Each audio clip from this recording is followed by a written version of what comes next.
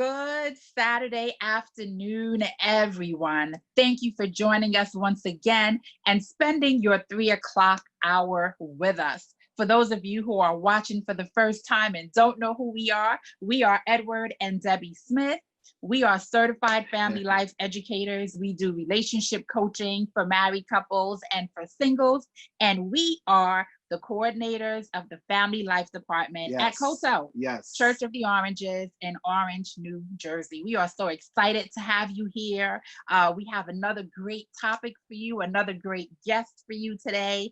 But before we get into that, we want to say thank you because you guys are watching, you're sharing, you're commenting, and you're emailing us. So I'm going to read an email that we received after last week's show. Brother and Sister Smith, I applaud you for tackling the topic of abuse. We do not talk about it enough. What can we do as a church, though, to stop fraudulent reports of abuse? I know someone who called the police on her husband, but it turned out he never put his hand on her. His life was ruined after that because people treated him differently. He eventually moved to another state so he can start over. Yikes. So we in no way advocate fraudulent reporting of abuse. And what I will say is, if this woman was willing to lie to get away from him and get out of this marriage, even though there was not physical abuse, there was most likely something else going on. What that is, we'll never know. We weren't there, but we do not sanction that. If you, whatever it is, talk about it, be honest. This can get someone arrested. It can give someone who doesn't have a record. And so we did not bring this topic to light for people to escape from their marriages. Like there are people who are suffering in abusive relationships, and that's what we wanted to highlight. So our advice is, we can't control what anybody else does. If you suspect abuse, we still say report abuse, let the authorities do the investigating. Hopefully, he was able to relocate and start a new life for himself. And whatever those issues were in that marriage, hopefully he doesn't bring them into another relationship, and neither does she. Right. I have a serious problem when someone try to tarnish another person's character. You just don't do that. That is not so, because once you do that, that reputation can follow that person for the rest of their life, and the fact that this person is not guilty of the problem and she did that, that speaks volume to your character, man. Shame on you. Your job is to cover your husband, as your husband's job is to cover you. And right now you have him wide open. There was no covering, so obviously, as my wife stated, that there's something that happened that causes you to want to get out of the relationship, whatever that may be. But I would implore you to go through some counseling or whatever before you venture into another relationship, because guess what? The same thing will eventually happen again, because it was not true. It was a lie. Yeah. And when you want to get out of something, you will create another lie. So, you need to go to counseling. Yeah. And I just want to reiterate, she said he never put his hands on her. So there may not have been any physical abuse, but there could have been emotional, financial, mental, all of those other things. And again, we don't know. But thank you for emailing us. Charnelle, anything that you want to add to this scenario? No, I think you guys pretty covered it all. I totally agree. I always say that there's 3 sides to every story. So, but yeah, I think you covered it. Awesome. Thank you. So you just heard from Mrs. Charnelle Bain. She does not want a long, drawn out introduction, so I'm not going to do that to her. But I do want to say that I've known Charnelle for a very, very long time. What as we would say from in the islands, from she was a liquor picnic. Liquor picnic. She is sassy. She's creative. She is someone who will tell you the truth, whether you want to hear it or not. Absolutely. She's a wife. Mm-hmm. She's a mother. She's a child of God, and she's a caretaker. And she has a good heart, I can tell you that. And she has a good heart. And she's a sister, she's a friend, she's a daughter. And again, she's a caretaker, a full-time caretaker of her husband. And the topic for today is for better or worse. It could have also been in sickness and health, but we decided to do for better or worse. You know, when we take those wedding vows, we don't expect the worst. Yeah. You know, we don't expect the sickness, but they come. And so today we're excited to have Charnelle with us. Thank you for joining us. Thank you for agreeing to talk about this topic that's so very near and dear to your heart. I know you have a lot of great information to share. So why don't you start by telling us a little bit about you and Randy and your love story? How you met? So wait, first of all, I have to do a little correction. So it's Charnelle Bain-Lynn. Charnelle Bain-Lynn. I don't think he'll let me live that down. Right. So Randy and I met, I was 17. Okay. So very long ago. It's crazy because if you let my youngest one tell it, she tells it like this. Daddy met Randy and Daddy met Mommy and said, "Hey girl, can I carry your books?" Oh my gosh. Yeah, that's the story she tells. But I was walking home from school and him and his friends were hanging out, and that's how we met. Many years later, we started dating. We did life backwards, like a lot of people do. We had kids. We have a 20-year-old daughter and a 13-year-old, and we got married later on in life and been together ever since. Yeah, so it's been. You look like you're still 17. You said you have a 20-year-old. Thank you. But these gray hairs, they say something different. The funny thing is, Charnelle was pregnant with Amaya the same time that I was pregnant with Zaria. So just like so funny. And they became belly mates, I guess. Yeah. Oh Lord. Right? It's a new one. Yes. And so you and Randy got married. You guys have a beautiful family, 2 beautiful girls. How long after getting married did you know that something was going on with Randy? So 2 years ago, which was 2017, you know, when these things hit you, dates, you know, they just stick, right? October of 2017, I started noticing that he was having a hard time using his right hand and right-handed. And as many men, unfortunately, Black men, don't like going to the doctor, right? There's some that are very conscious and will go, and then you have those that, oh, you know, it's nothing. And he's one of those, you know, it was nothing.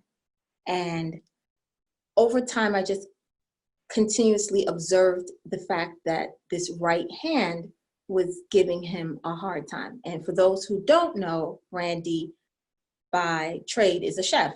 He was working in a hospital, cooking full time. On top of that, we had a catering business at the time.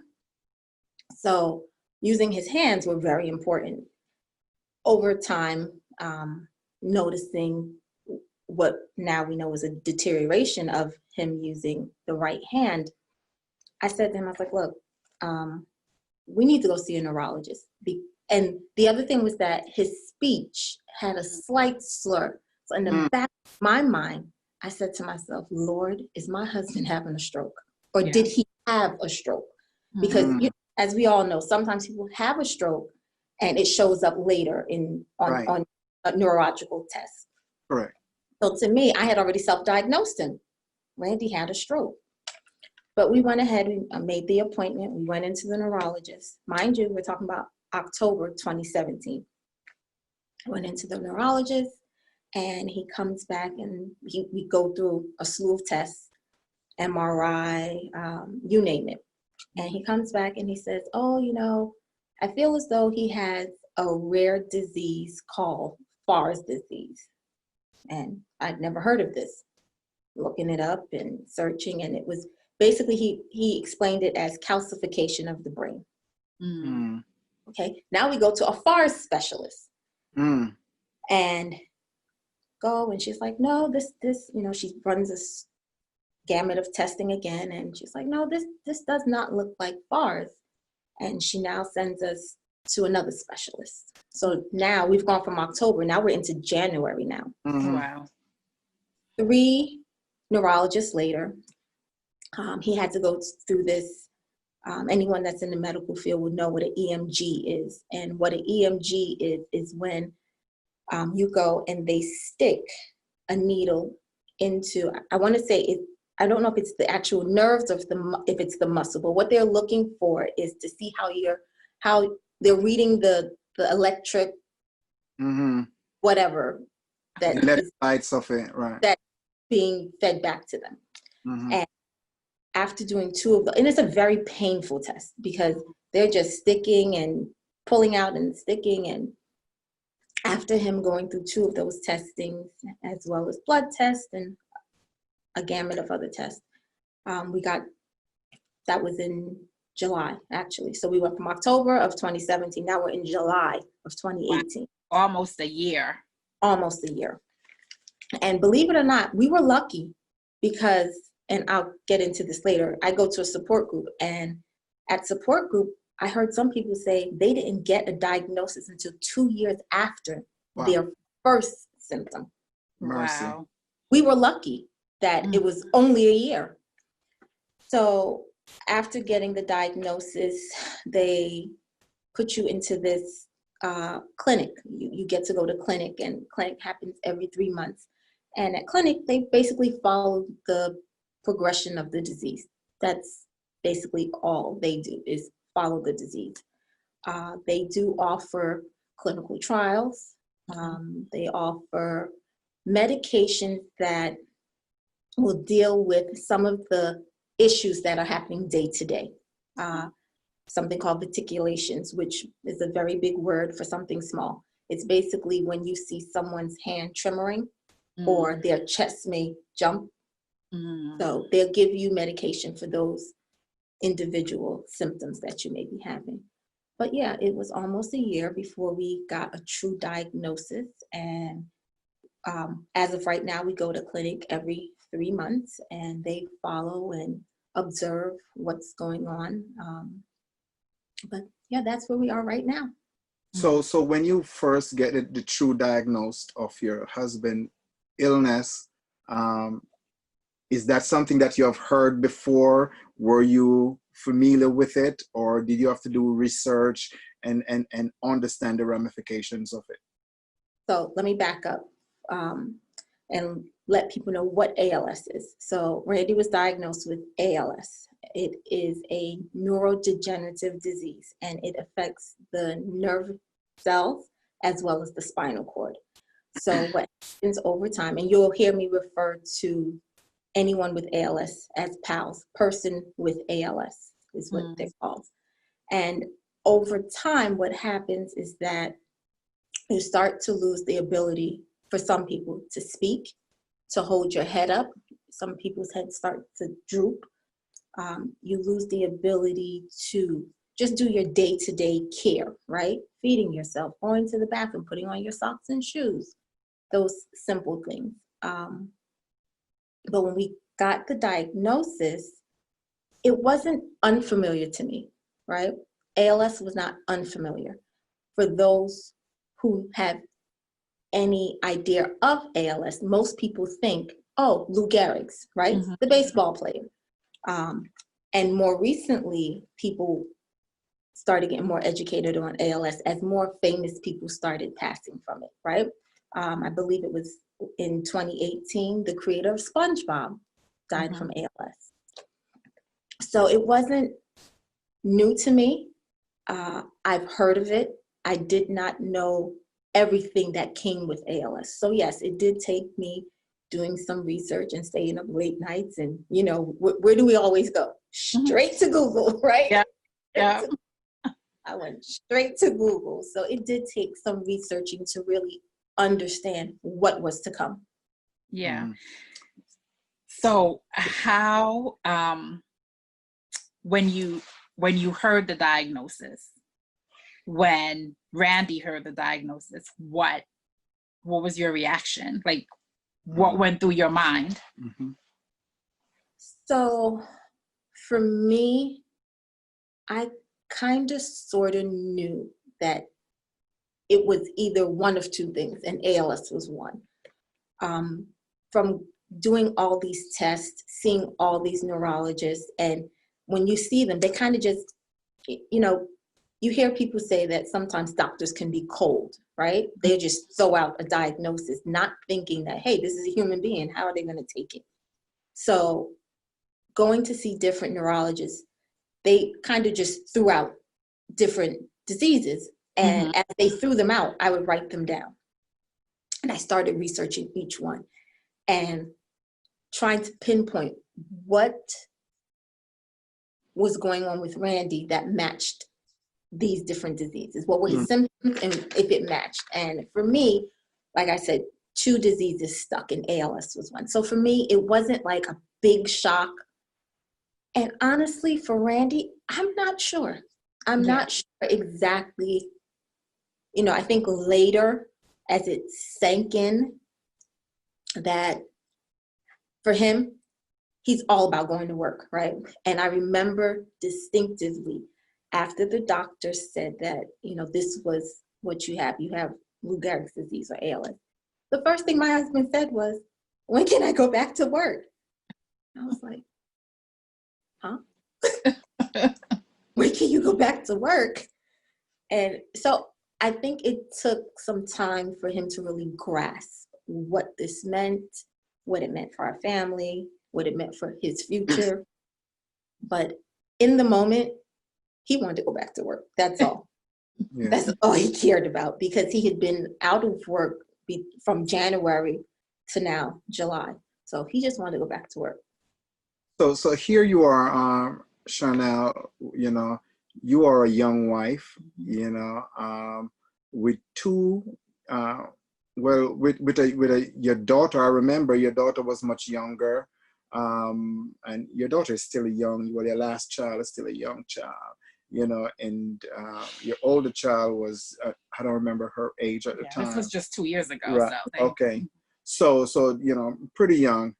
And being a young wife, and once you understood what your husband have, you know, I can only imagine that now your mind, you know, has done a paradigm shift from, okay, not only a wife, but now I'm going to have to be a caretaker, a caregiver for this man, you know, and I'm still in the prime of my life, you know, I still have 2 children that I need to take care of, you know.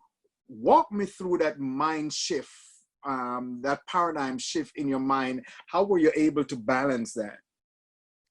So for me, I'm just automatically a planner, right? So Debbie's laughing at me. I'm laughing because I was going to say, oh, I can tell you what she did. She organized. And the sad thing is that I'm not all that organized. But for me, first of all, every doctor's appointment we went to, I had a notebook. I was writing down everything. But for me, I went into planning mode. And what does planning mode look like? I started looking at our finances, right? Again, better or worse, right?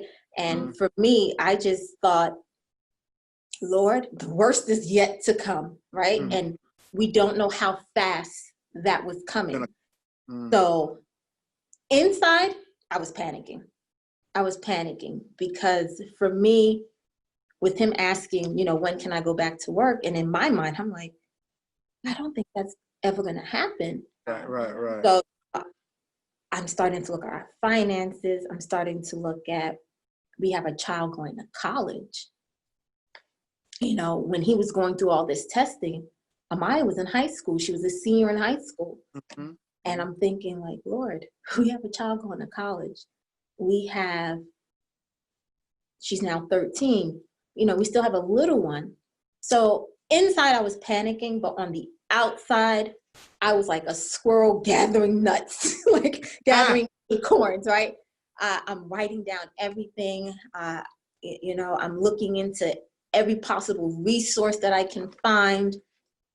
One of the things that I did very early on is something that I call need to know for my kids, right? Because this was not just affecting him and I, it's a family thing.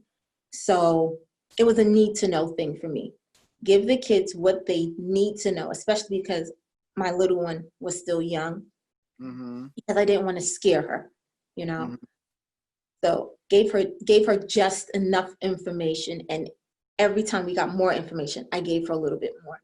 Now for my oldest one, she's looking at me now. Debbie will understand because you both know her well. She's like, Mom, I am not 2.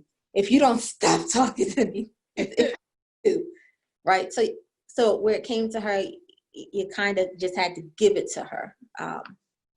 But the planning process and making sure that, and again, as people of color, first of all, let me just say that when you look at people that have ALS, you don't see people like you and I.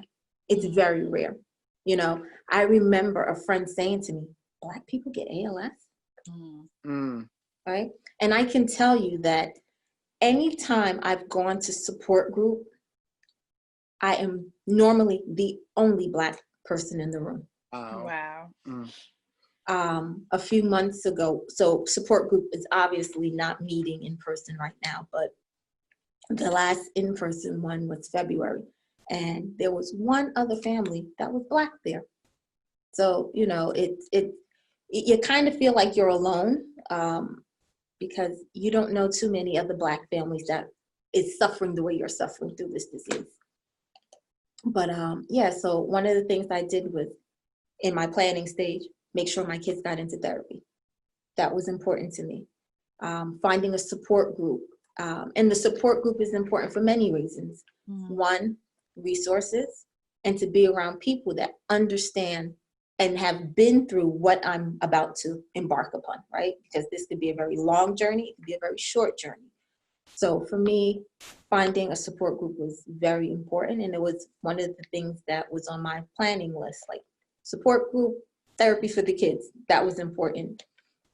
And again, your finances and looking at what our medical insurance look like. You know, it's a lot to take in all at once. It is, but I kind of just hit the road running, like, okay, I need to do this and I need to do that. And there's no time frame in which you can get it all done. So a lot of it was like juggling, a lot of balls up in the air and me trying to catch them where they may fall.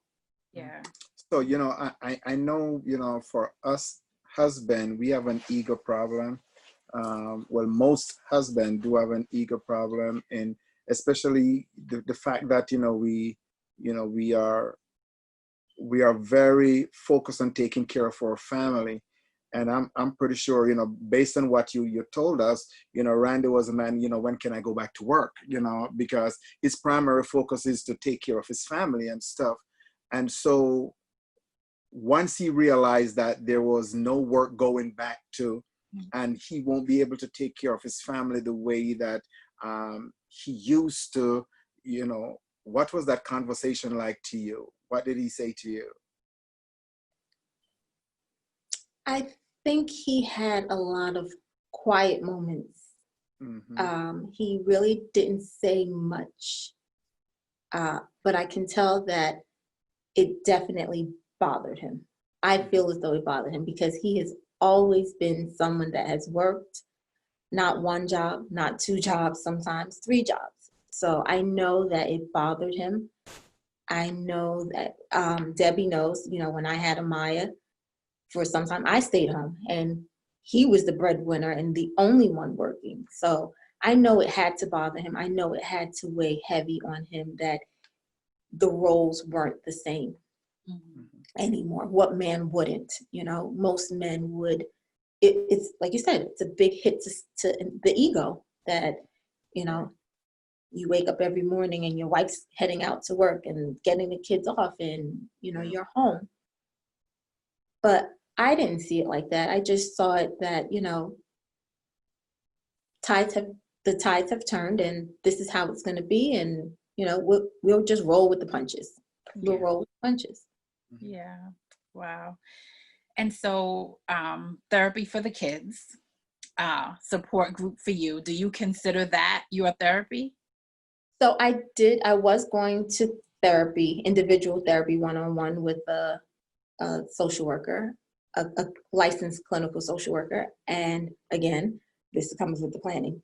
Because of insurance purposes, my time was up with her. But yes, I was going because we're now into June. But if you know, May was Mental Health Month as well as ALS Awareness Month, which the two go hand in hand. Because if you do not seek out some kind of therapy, because talking to your friends and loved ones seems to come natural, right? But dealing with any chronic illness, if you have not lived it, or if you don't know someone very close to you, it's hard to hear someone vent about their day, right? You can get judged. You can. And going to therapy is definitely the place where I feel as though there is no judgment. So therapy did help me. It also shed light on things or things to think about, as well as self-care. Again, as a caregiver, my therapist spoke a lot about, getting out on your own and, doing things for yourself. And we all know those things are much easier said than done. You know, even though I'm here on my soapbox telling others, hey, you should take care of yourself. It's not easy, A lot of time as a caregiver, you feel guilty. My husband can't just get up when he wants to and go to the movies anymore. He loved going to the movies. And in the beginning, when he was still able to drive, and because he's no longer driving, to pass his time, he would go to the movies. He can't do that anymore. So, a lot of times being a caregiver, you hold a lot of guilt because your loved one may not be able to do the things that you can do. They're not able to just get up and go to the kitchen and get what they want. So you do hold guilt. Yeah. Yeah. So talk about, and you mentioned this a little bit, so he can no longer drive, but what are some of Randy's physical limitations now? Things that he used to do that he can't anymore? So if you ask him, he could still do it all. He can still do it all. And some things are just an adjustment. Like I spoke earlier about, things like putting on your socks. He may have some difficulties doing that, but good old Amazon, he found himself a little tool on Amazon and he's able to put his socks on. He's not going out without a fight, okay? But his walking is very limited, so we do use a wheelchair. His speech, for those people that do know us, his speech has become very difficult. It's very difficult for most people to understand him. And we recently got something called a Toby Dynavox. And some people, if you know who Steve Gleason is, which was a retired football player, he also is living with ALS. And he uses it. It looks like a tablet. Uses something called eye gaze, and it's a bar on the bottom. And as you look down, it types out words for you in order for you to. Okay. Does have a Toby Dynavox that will assist him where it comes to communicating. Other than that, he would type it out on his phone, and that's how he would communicate with you. So it is hard to understand him as this disease starts to get harder for him. Fine motor skills. He's still eating on his own, and he can still feed himself. That's good. He'll do all those things. Again, he is going to fight. He does not want help. That, but he will ask for help when he needs it. Mm-hmm. But for the most part, I would say that his speech and movement is what is our biggest problem right now. Does he have siblings? So he was one of 4. He had 3 sisters, and they've all passed. So yeah. Wow. And he was the only boy. Wow. And so here you are, young woman, young wife, a mom. You're juggling so much. You talked about your support groups, therapy for the kids. Talk to us about some of the resources that you've been able to find, things that have helped you. I know that there are some camps that you and the kids go to, and so talk to us about some of those things. So resources are big. I can only talk about ALS today, but depending on what your loved one is suffering with, whether it's a chronic illness or just an illness, there are resources out there. Again, go straight to Google. For us, like you mentioned, we go to an ALS camp. It's called Hope Loves Company, and it's run by a woman that lost her husband to ALS at a very young age. He was in his 30s when he passed. And her goal, she had a young child at the time, and her goal was that when her daughter was old enough, that she wanted to be able to help children, because she found that there were not enough resources for children that had parents or loved ones living with ALS. So she started this camp. And right now the camp takes place in 7 states, I believe. And camp is free to anyone who has a loved one diagnosed with ALS. It does not have to be a mother and a father. It could be a grandmother, it could be an uncle, and it's free. These camps are weekend camps, Friday, Saturday, Sunday. And we have been blessed to attend camps in 3 states, Massachusetts, New Jersey, and California. Oh, wow. That California one took a toll on us. It is, and I can honestly say that the experience that the kids get from going to camp is amazing. To know that you can speak freely and not to have to explain yourself, right? Because everyone there knows already. They know what you've been through.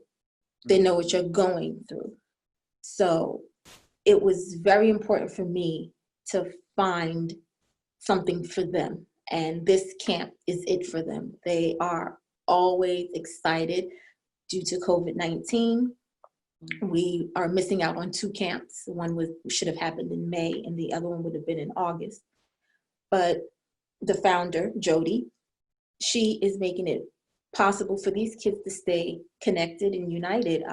As we speak, she's running virtual camp, per se, on Zoom for kids. She's doing things like yoga and painting classes and just meetups just for them to talk. And she has a child psychologist that volunteers his time, and he talks to the kids. And when we would go to camp, they would have, they're broken off by age groups, and he would meet with them nightly just to chit chat, just to make sure they're okay. So camp is one. The other, again, would be the support group. And then there's various ALS associations. Team Gleason is another organization. They help financially with, when I say financially, so they'll help you with things like if for some reason your insurance won't cover that Toby Dynavox that I spoke about, they will help you to get that and other things to aid you along the way. They also will assist with trips. They sent us to Pittsburgh. Anyone that knows Randy, he bleeds black and yellow.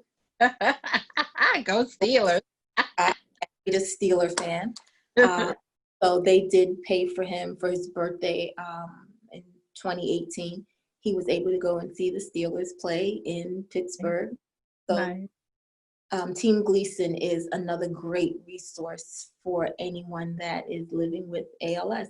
So there are many resources out there, again, not just for ALS. You know, you just have to Google whatever it is that your loved one may be living with, and there are resources, and there are many resources for caregivers. There's a few websites I can give, which is caregiver.com, nfcacares.org, and these are just resources for, again, specifically to caregivers. And on some of these websites, you'll find ways, again, talking about self-care, right? Something that's hard for us to do, but self-care and not feeling guilty, and ways to express yourself and find time for yourself. So Yeah. just a few. So I know that I can only imagine, rather, I don't know. I can only imagine that the children may have gone through different roller coaster of emotions, you know, not being able to see their dad do the things that he normally do with them. Like, as you stated before, going to a movie, probably, you know, may have gone outside and play some whatever girly stuff that, you know, whatever that may be. Stuff. Well, they're girls, you know, and so he has to play, you know, he can do football with them and stuff, you know. It's Why not? Girls can't play football. anyways, you know, so you get my point. You know, he's not been able to do all the things that he normally do with them, and they know for a fact that, you know, he's, you know, gradually you know, will deteriorate. You know, how do they balance their emotions? So again, therapy is big. Even with COVID-19 and us being under quarantine, I have made sure that they both stay in therapy. I think that because we all know, you have kids like I have kids around the same ages. They don't tell you everything. They're not going to say, "Oh, I'm mad today," you know? So I think therapy is that thing that we have to keep consistent in their life. I know there are days when my little one says to me, "I don't want to do it today." I'm like, "Oh, sorry, suck it up. Get on that Zoom call," you know? Right. Because I feel so if I give in to her not wanting to, it's going to come very easy for her over time to continuously just give up on therapy. Yeah. So I make that something that you have to go to therapy. You just have to. Yeah. Awesome. I don't think that I have all the answers to their feelings and how they're feeling and how to deal with it. And again, they're not going to come to me. You know, they might tell their friends, but they're not always going to come to me. So therapy is key, I feel. Yeah. And so you have a church family. I love family. And your church family loves you too. However, I think sometimes we can, in our haste to help, sometimes we're intrusive. You know, we ask questions that we shouldn't ask. We want to know details that like, why do you know? Yeah. So talk to other bodies of, you know, hey, you may have someone that's going through this. You have some things that you don't want to say, that you don't want to ask. You know, talk about that a little bit. So support systems are big, right? Not just when someone is chronically ill. When you have a baby, you know, a support system is key. And like I said, I love my Kodo family. I've been a part of Kodo for a long time. Don't do it, Debbie. Since birth. Let's just say since birth. Since birth. For a long time. And I often say to people, right, the people in the Church of the Oranges knew me before I knew myself, right? And growing up in the church, I think, and please tell me if I'm right or wrong. I think that there are times, because you grew up in the church from birth, from teenager, and people do know you before you know themselves, before you know yourself, I'm sorry. They see themselves as family, which they are, right? They're my church family. And I know as an adult now, it's only out of love and care that they ask the questions that they ask. You know, you often hear them telling you, they often come to me and say, I'm praying for you. And I appreciate it, because I've told some of my close friends that there's times when I don't think I could pray for myself. You know, I feel as though my faith is dwindling. You know, you feel as though you're doing everything and there's just obstacles just keep coming and keep coming. Yeah. So I may not say it enough, but when people come to me and tell me that they're praying, I'm like, oh, thank God someone is praying for me. Right. You know, often say to some of my close girlfriends, are you praying for me? Because I don't feel like it. Yeah. But what I will say is that I hear from my children that, and I hope people don't take this the wrong way, because, you know, sometimes people tend to take things wrong, right? I hear from my children that people come to them, not only in church, let me just put that out there, not only in church, but out of concern, out of care, out of love, they'll ask them questions. Please feel free, come ask me, because you put them in a place of, they're uncomfortable. You know, they don't know what to say sometimes. And even though I have a 20-year-old, you know, it's still uncomfortable for her sometimes. Yeah. Yeah. People come and ask her questions. People say things to her and she's like, Mom, this lady said da da da da. And I'm like, so we have a script that we use now. If they say this, you say this. You always are grateful for the fact that people are concerned and care, right? And I try my best to teach them that. We appreciate that people are praying for us. We appreciate that they love us and they're loving on us. Now, the thing is that everyone doesn't know how to show that, right? Everyone does not know how to communicate that, but it doesn't mean that we don't appreciate the fact that you love and care about us and our situation. So sometimes it can be overwhelming. It can. Again, I'm an adult, so it doesn't bother me, but more so for my kids, I do feel, I feel the pain, you know, because it's awkward for them. Yeah. It's awkward. So yeah. So what can we do? What can we do as a church? How can we support you more through this process? How can we help you so that you don't feel guilty when you want to go, you know, get a manicure? Like, what can we do? Because sometimes people say, oh, I'm here for you, let me know. But tangibly, what can we do? So I'll say now, in the COVID-19 crisis, I have had people reach out to me and say, hey, if you need me to go to the supermarket. And I appreciate that, because what that does for me, it limits my interaction with the outside world. One, because I tell anybody, I can't afford to get sick, because once I get sick, the ship sinks. Yeah. The ship sinks, and it sinks fast. So I appreciate, you know, those calls when people say, hey, I'm heading out to Trader Joe's. You need anything? I appreciate that. And just being a support system. I've had people say to me over the past 2 years, hey, you want me to pick up the little one for choir rehearsal? And I appreciate that, because by the time Friday rolls around, no lie, sometimes I am drained. And there have been many times when she'll say to me at like 7:30, Mom, don't I have choir rehearsal? And I'm like, you mean the choir rehearsal that started at 7? You know? So just little things like that mean the world to me, you know. Picking them up for church in the morning sometimes, you know, I've had people do that, and bringing them home, and, you know, after certain programs and I know a lot of times people will see me running out of church like, hey, I got to get home, I got to feed them lunch, you know, and my kids may want to stay back for AY or whatever program is going on. And I've had people say, hey, you want me to bring them home? And I appreciate that. I do. It's those little things, you know, everyone, and I always say this, support looks different in different situations, right?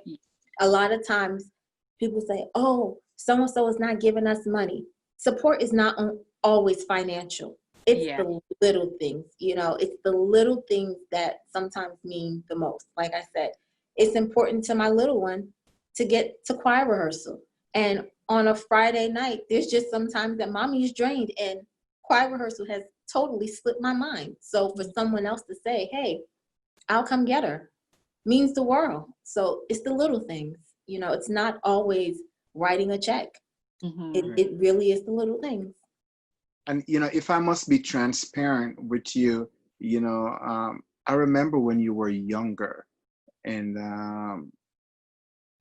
everywhere I would see you with your brother, you know, and the fact that you were such a young child, right? And you were always, and that boy would cry, and that boy, oh my God, that was a miserable little boy, you know,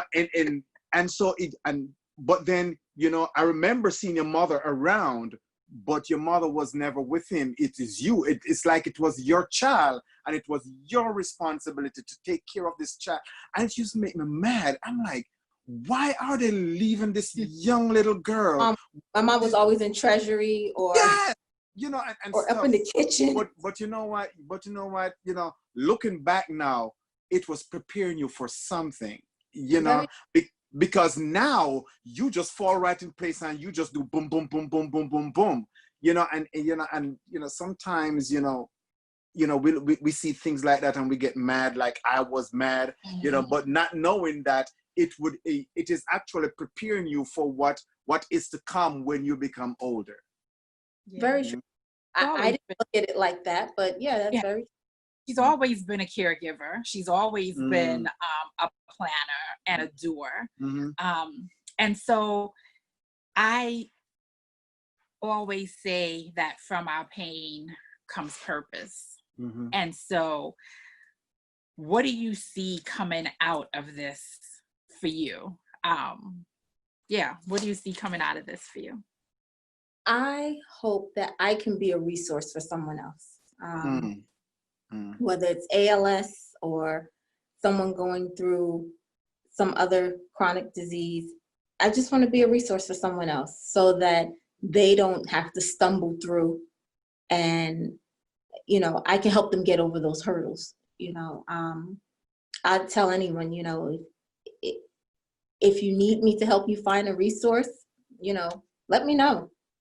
If you need me to find a wheelchair, a donation somewhere, let me know. You know, I'm always online looking for some type of resource. So just being a resource for someone else, I would say. Yeah, beautiful. I love when you describe Randy, you talk about he's not going out without a fight. Like he's going to keep fighting. Yeah, I love that. Yeah. I love that. And, you know, there are some of us who have, you know, different illnesses, chronic illnesses, that's not as detrimental, but we are so like, oh my gosh, you know, and how, so talk to somebody who maybe they're a young wife too, or a young husband, and they've just been diagnosed with something. A chronic illness. And they're afraid. They have no idea what to do first. What would you say to them? Like, what should be your first step when you're faced with the diagnosis and you're not sure what's ahead of you? Great question. I would say, depending on what the illness is, the first thing you do, lean on your doctor. That's what they're there for, right? Lean on them. If depending on what the illness is, sometimes it comes along with a social worker. Put your social worker to work. Make them work for you. For me, that's how I found out about the camp. Our social worker. I said to her, you know, what can I do to prepare my kids? And the first thing she said was, there's this camp. So I would say lean on your social worker. If, let's say cancer, right? Let's say breast cancer. We all know about Susan G. Komen, right? The organization. So lean on that organization. It has to be some type of organization affiliated with whatever the disease is, right? We all know about dementia and Alzheimer's. They have associations. Reach out to the association. Make that your first call, I would say. And the best thing you can do is educate yourself. And through that association, the education will come. And see what resources they have. You knock on one door, so many others will open. So there are associations, there are, again, the social worker, your doctor. Yeah, awesome. I whenever I remember Randy, I could describe Randy as an introvert, right? He don't say much or anything, but he's a very friendly guy. He will laugh and talk with you, and he kind of, to me, he's kind of the male version of you, right? Because he's such a supporter. He supports, and and I mean, if Randy said, "All right, bro, I got you. I see you at 10 o'clock," he's going to be there. And the fact that he's that type of a person, and now he can't do all of that anymore. I can only imagine what like I said, he's not really a talker from what I can recall. I can only imagine what he's going through and stuff, and I know, because of the fact that you guys have been together so long, you can tell when he's thinking something, or what do you do in that process when you can tell that something is going on, and there's a war that is going on in his brain? How do you help him fight that war? It depends. I often ask him, is everything okay? It depends. I've learned over time that I just gotta let him come to me, let him process things in his own time. I remember when I felt as though it was time for him to stop driving. And he said to me, "I know I'll have to stop driving someday, but I'll let you know." And I was like,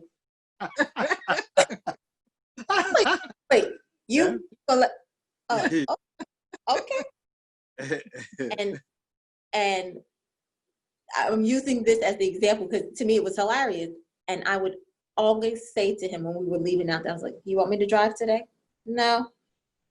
"A week." "I'll drive." "No." The first camp we went to was in Massachusetts, and he drove almost 5 hours.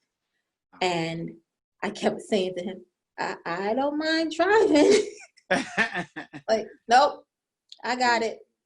Right. And on our way back, I still tried, right? I still tried. I was like, "You want me to drive?" And finally, he was like, "At the next rest stop." And I'm looking like, now, we just passed the rest stop, right? The next rest stop may not be for another 20 miles. Right. But I just had to sit back and be like, in his time. Yeah. In his time is all I could say. And I'm not going to lie and say that it came overnight for me. I'm sure he would say that I badgered him a lot, especially on the driving, because I did. But as time goes on, I'm slowly learning to just let him have his time, and he'll come to me when it's the right time for him. Yeah. Because I think those are the little things that gives him strength, right? It gives him the fighting power. Yeah. So, while you are monitoring it, you still allow him to, because that's where you find refuge. Yeah. Yeah. That's awesome. I as we come to the end of this hour, didn't we tell you that it was going to be okay? Yes. And you made it. When you stand at that altar and you repeat those vows, right? Right. I take you, and better, worse, Sickness and in richer, health. poorer, Right. sickness and in health. But in our minds, we're like, listen, richer for richer, because we not Absolutely. we're about to rock this out. Right? when you think about sickness and health, you're thinking way down the line, Right. you know, when we are old, Yeah. and that's when the illness is going to come. Who knew that in such a short space of time? I mean, early 40s, and here you are. And so I want you to really talk to those who are watching right now about these marriage vows that we take, and some of us take them so lightly. I want you to really talk about it. Like, this thing is real. Don't say it if you don't mean it, because it happens. Right. Yeah. So I often tell unsolicited advice to the young women in my life. I often tell them, you know, you meet a handsome guy, yeah, you know, and you think this is the one, and you're gonna get married to him, and he's everything you ever dreamed of. He has a great job and nice car and handsome, and you think you're ready to get married, right? I always say that premarital counseling is key, right? You learn so much in that premarital counseling. And it's crazy, because who ever thought that after getting married, and again, for the lady that started the camp, right? Her daughter was 3 years old when her husband was diagnosed. I think he was early 30s, you know? That's the prime of your life. You know, that's the prime of your life. And who thinks that at 30 years old, in your head, you're planning the fact that you may be a widow? Who thinks that at 30 years old, you know? So when you're looking toward marriage, you know, all the glitz and glamour, right? We call it glitz and glamour.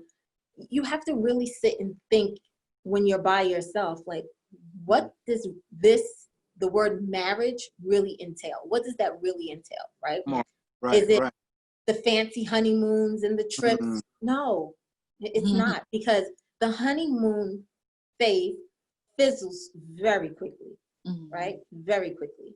And then you settle into real life, and you're now living together, and now you're having your first child. And I tell people all the time, I think it's not until you have your first child with your spouse that you really see the dynamics in your household. That's when you really see the dynamics, right? Because I want to raise my child one way, and you want to raise your child another way. Yeah. Right. You have these times when you bump heads on, well, no, I don't want him to play football. As mothers, right? We don't want our sons to play football, because the first thing we think, oh my God, he's going to get hurt. You know, why can't he just play basketball? You know, and a dad wants his son to play football. So it's those little things that you don't think about that come to head later on in your relationship, as well as illness. You know, when you get married, absolutely, in the back of your head, you're like, yes, for richer, for poorer, for sickness and health. The sickness is not going to come until we're 70, 80 years old. Right. Going to come in the next 5 years, when I'm now thinking about starting a family, when, you know, my kids are in elementary school. No, sickness is not going to come then. But who knows? We don't know. We don't know. And again, just having yourself prepared and in that planning stage at all times is crucial. Yeah, awesome. You know, I must say, Charnelle, watching you navigate this new normal, because that's what it is for you. It's a new normal. It's been very humbling. Just I'm in awe. I'm in awe of you. I'm in awe of the grace with which you carry yourself. I'm in awe of your strength. And I'm sure it's not like that every single moment of every single day. But the way that you show up for Randy and the way that you show up for your girls. And not only that, but the way that you show up for your church. Yes. Man, yes. you one busybody inside that church, man. Every time you turn around, you are just in something and you're doing it. You understand me? I'm like, wow. Yeah. And we appreciate that. Yes. You know, we appreciate you. And we want to be that village. Koto wants to continue to be that village for you, for the girls, for Randy. And so let family life know if there's something we can do. Like, absolutely, can MCs do something, whatever it is. Right. Let us know, because again, you're an inspiration, and we are truly praying for you guys, for your family. And we just thank you. We thank you for sharing this time with us, for sharing your heart with us. I just, Thank you. I try to do as much as I can. As you know, your daughter is in praise team with me. Energy. You know, and you know, and sometimes I still call her energy. You know, when she's giving me trouble inside praise team, my energy coming. You know, and she give me that look like, you know, she got these big eyes, right? She give me that like, you know, and sometimes I just got to go and just hug her and just say, love you, stuff like that. So it's the little things, as you pointed out earlier on in the interview. It's just the little things, and we just have to continue having the village mentality. Absolutely. And I appreciate and love my village. Yeah. Any final thoughts? Any parting words? No, I don't think so. I think for those that are in a situation, unfortunately, we don't know when we're going to get thrusted into this caregiving role, right? And it's crazy because today I spoke about being a caregiver as a spouse, but the caregiver role comes even as children. Believe it or not, my kids are caregivers. When I'm not home, they have to step up and take over where I'm not there. So caregiver role comes different ages, and it's unexpected sometimes, right? You don't always know that, okay, in 2 years I'll become a caregiver.